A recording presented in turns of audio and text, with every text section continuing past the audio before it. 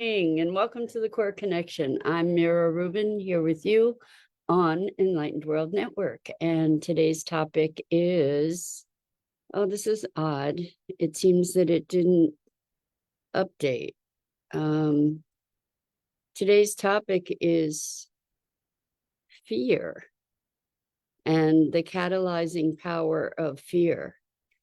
So maybe I didn't update the title. Anyway, what we discover about fear is that it is a powerful incitement to action. And once that action occurs, once that action is catalyzed, then it's really important to allow ourselves to move out of the fear, to transform that, to use the action, the momentum of the action to move out of fear and into, I don't know if hopefulness is the right word, but there is some degree of empowerment that occurs as a result of action. And excuse me. So we typically will recoil from fear. And in fact, it can be a really, really powerful tool as long as we don't get caught in the downward spiral of it that is paralyzing and disempowering. So that's what we're going to talk about today. Should be a fun conversation. But before we get started, let's take a minute or two to get present. So good morning, Dido. So good to have you here with us this morning. Before we get started talking about fear, let's just take a minute to get present. So let's take a deep breath in through your nose and hold it. And imagine clean, crisp oxygen flooding your lungs, flowing into your bloodstream, nourishing all your cells, all your organs, bringing vital life energy to your body and being. And as you exhale any tension, stress, negativity, fatigue. And now let's take another deep breath in through your nose and hold it. This time, imagine brilliant, bright light, lighting you up from the inside out, illuminating, electrifying, and energizing all your cells, your molecules, your electrons, creating a brilliant beam of light and energy from your heart out into the world. And as you exhale any remaining tension, stress, negativity, fatigue. And now let's press our palms together.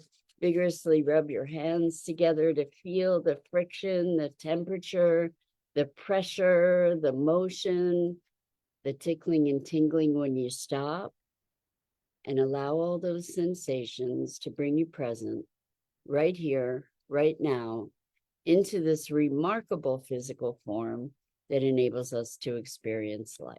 Welcome. It's great to be here with you. Welcome, Robin. I'm so glad you're joining us this morning. So fear, so many of us live in fear and we try to resist that fear, and we kind of live at the effect of it. And fear can be a really powerful catalyst for change, for action. And on the other side of the coin, fear can be a super powerful tool of domination and control. The question is, how can we walk that tightrope where we allow fear to motivate us and then we allow it to drop away? I've worked with a bunch of people that believe that fear is their motivator.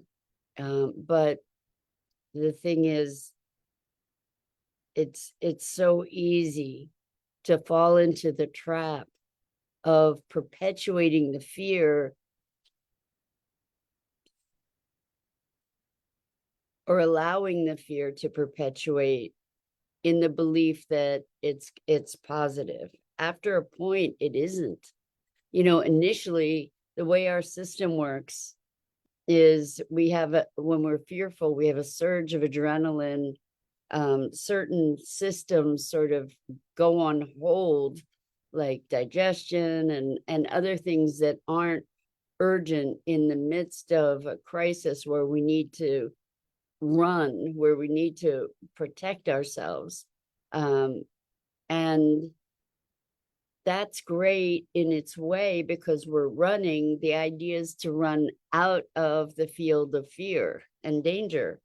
And the idea is that once we're out of danger, we then get to bring the other systems back online. But what happens is that so many of us get caught in the fear. And so we maintain this posture of fight or flight, flight, freeze, feed, the frenzy, the whole thing. We end up caught in that loop, and it's ultimately debilitating. And so the frequency of fear energetically is very much lower than of the frequency of empowerment. I mean, that goes without saying, right? So when we're fearful, the fear can catalyze the action that brings us to empowerment. And that path of transformation is a really important thing to be aware of, because otherwise we can get caught in this downward spiral that keeps us locked in a cycle of fear. So I guess the upshot of this is that action can support us in moving out of fear. Otherwise, we can become paralyzed, fight, flight, freeze, right? We can become paralyzed. And then that feeds the helplessness, which feeds hopelessness. And you can see where the spiral just continues downward. And this conversation, I'm just going to see if I can find this. This conversation is coming up because I found this book. I hadn't forgotten about it really, but I found this book of channeled writing that I did I think it was starting in 2009. And this one entry was from 2018. And it talked about fear, and I think I'm just going to read it. And what was cool about this is, like, when I was hello, Lisa, welcome. So good to have you joining us. We're talking about fear and fear as a catalyst. So I was sharing it with a friend, and it made me think about fear, because we live in a time where there's so much to be frightened of, right? And we can't ignore that, but we need to find a way to be able to metabolize it. So let's just, I'm going to read it to you.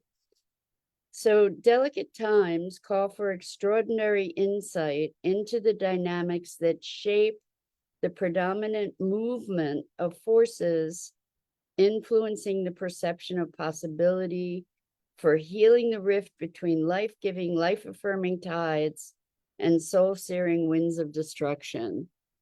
Hi, Sue. Welcome. So good to have you here with us this morning. I'm sharing some writing from a long time ago, from 2018, and it was channeled writing. I mean, I came through no edits, right? It little by little by little. So what that first sentence is saying is that there's a dynamics of forces that are shaping the way we see and perceive experience, and this dynamic is it's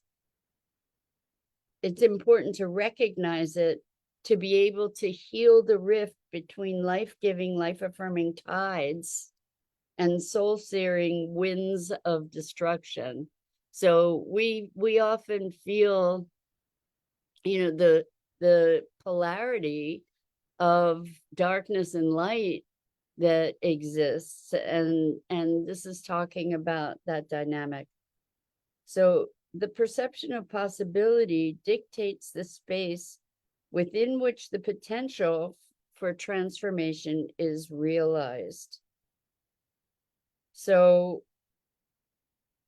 recognizing possibility is essential to being able to have the transformation occur. So being open to possibility. The system is a feedback loop which draws momentum from fear, which is then apportioned to inspiration in part and action in expression in the physical plane. So this is what we were talking about, fear as a catalyst, like manifestation. Exactly. That's really what we're talking about. And so if we get stuck in fear, the fear can catalyze us, like the contrast. But if we get stuck in there, so here, that's what's coming next. The caution is to apply the fear as a catalyst to inspire transformative action, and to let that action then generate a momentum of its own, no longer driven by fear. The fear is meant merely to spark the awakening. When the fear becomes a focus of awareness rather than a tool to ignite transformative change, the actions generated become contractive. When we act out of fear, it becomes contractive rather than expansive. And the possibility diminishes for the intended outcome when we're contracted and fearful. Fear is a powerful instigator of change and a beguiling temptress capable of spinning an intricate web of deception masquerading as truth. So with fear, we can be swept into believing things that are really just deception. Be vigilant in placing fear in its proper perspective as a vehicle of ignition, allowing its energy to fuel forward-facing expansion. An environment that propagates fear effectively mires conscious and open entities in concern for lower vibrational constructs that restrict the field. So this is coming from my presence to so many open-hearted, conscious, aware people who are terrified about what's going on in the world. And the thing is that as we allow ourselves to fall into that spiral, that downward spiral, we're lowering the frequency. We've been talking about the importance of awakening consciousness and elevating frequency. And what this means is to use fear, is that we need to learn to use fear as this powerful catalyst rather than succumbing to fear and being the victim of fear. So I remember on Sustainability Now movie night, we showed an interview, I think it was with I'm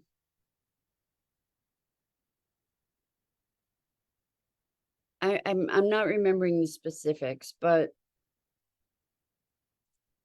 it was talking about hope. And hope is a tricky word because we can easily fall prey to something that is, I thought this was a great term for it, hopium, like opium of the masses, hopium, that is kind of pie in the sky, ungrounded, kind of denial of reality, versus hope that is inspired and grounded in action and in world-based kinds of responses. Lisa says, I'm living proof it can be done. I was stuck in fear, trapped. Then the manifesting began. I left my former life and forged anew. On March 31st, it'll be 2 years that I left that fear, and life is wonderful. Wow, Lisa, that is, first of all, thank you so much for sharing that. And the fact, as you said, you were trapped, right? And when we have that sense of paralysis, and to be able to move out of that, to be taking an act, I guess this is a big part of it, taking an active position in our lives.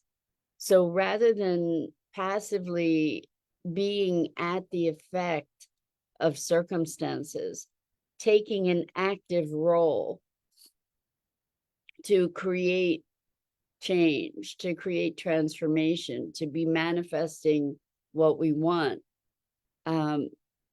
Wow, Lisa said, I would have died stuck had I not left.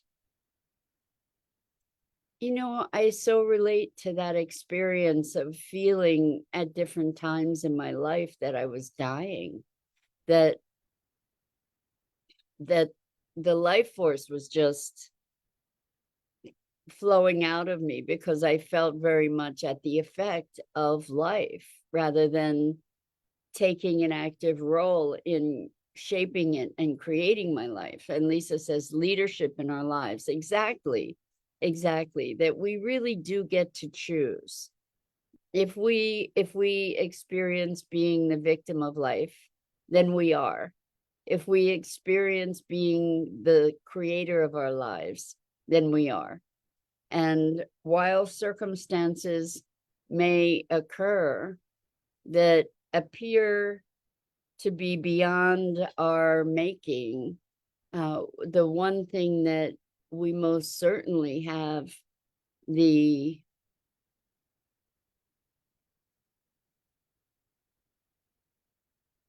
capability for is determining how we respond, how we integrate and metabolize our experiences, and really taking the reins. So that's what we're talking about. Like fear can catalyze the need to take the reins. It's like, oh my gosh, the horses are getting away, grab the reins and let's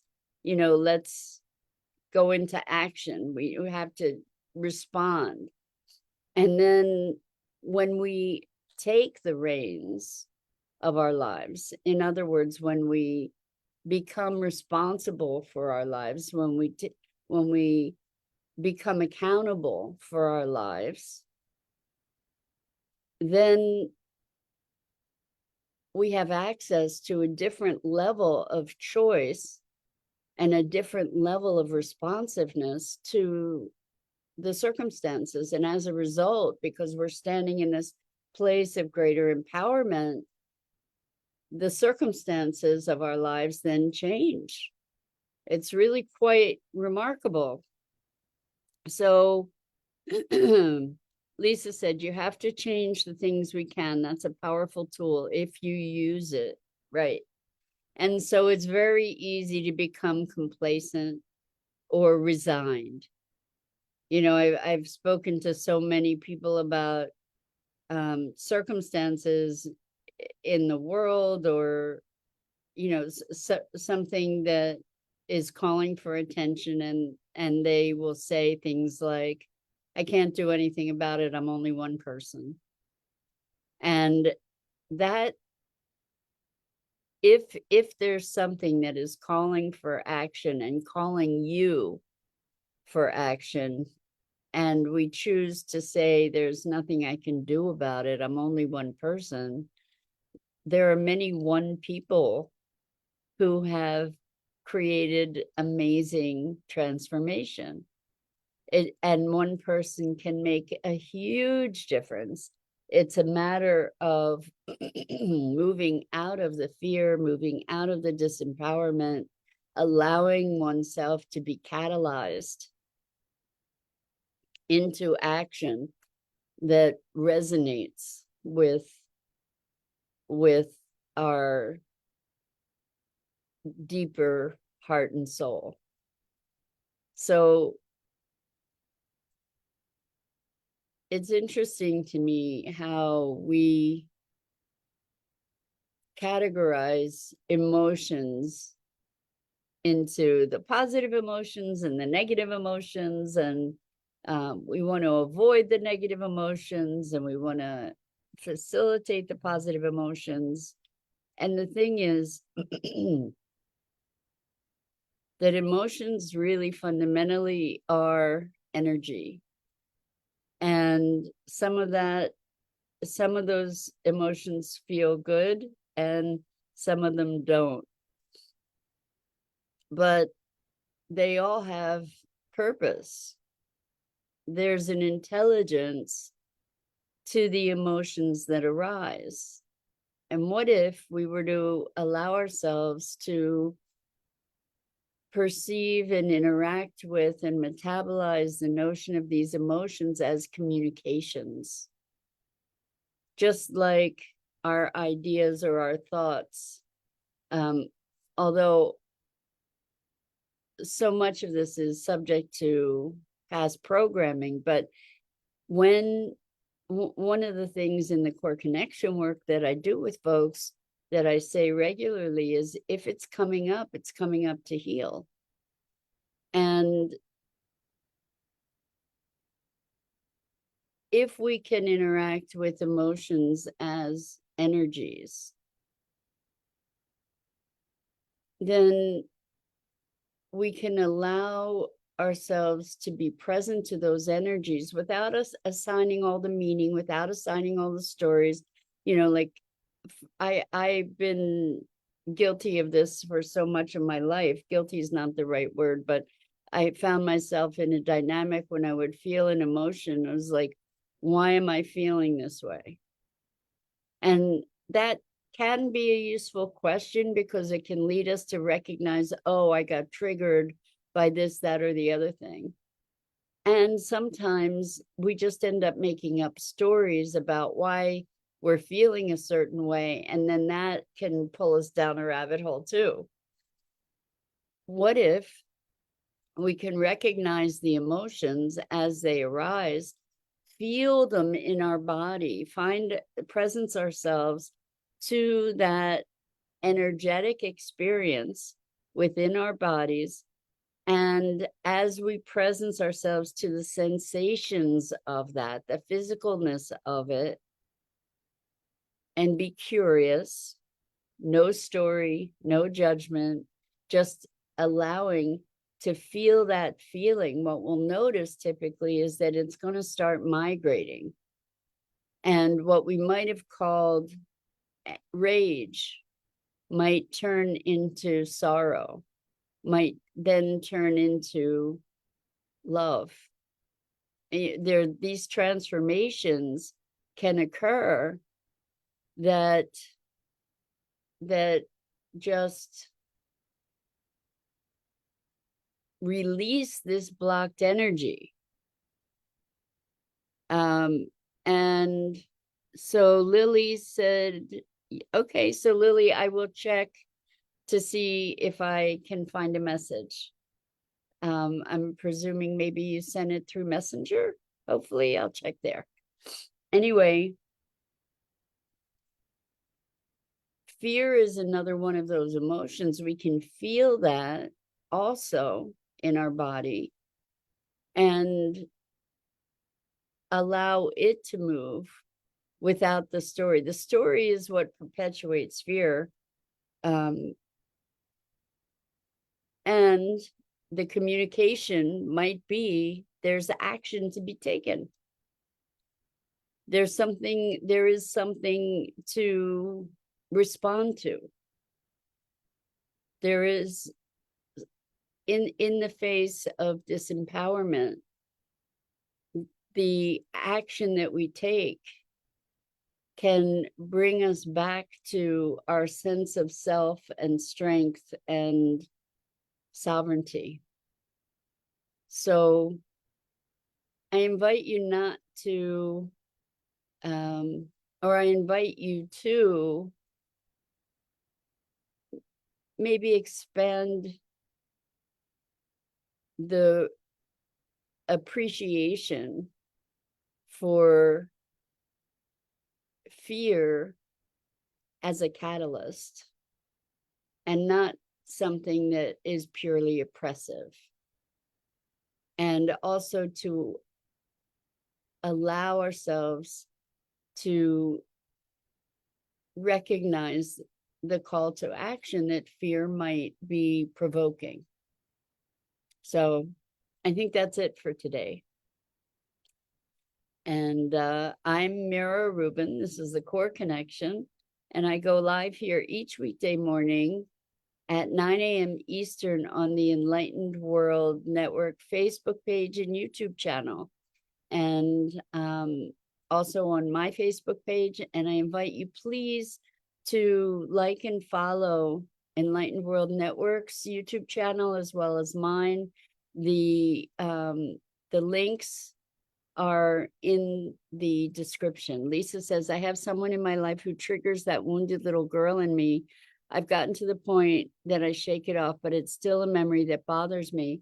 And so, Lisa, that's an opportunity to be giving that wounded little girl lots and lots of love. And as she feels more loved, she will become less triggered. And that's it. So I so appreciate the opportunity to share these musings together and explore the meaning and machinations of life. So so grateful to you. So until next time, so much love.